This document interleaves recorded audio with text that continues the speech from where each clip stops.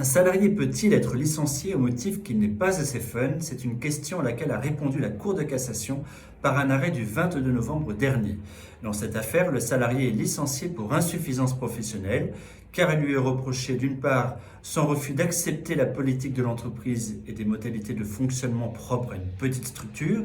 mais également sa non-adhésion aux valeurs fun and pro de la société, qui se traduisait par la participation aux séminaires et aux pots de fin de semaine, qui généraient une consommation excessive d'alcool encouragée par les associés, et des incitations à divers excès et dérapages. Il est également reproché aux salariés de se montrer trop rigide et d'avoir un ton parfois cassant à l'égard de ses subordonnés.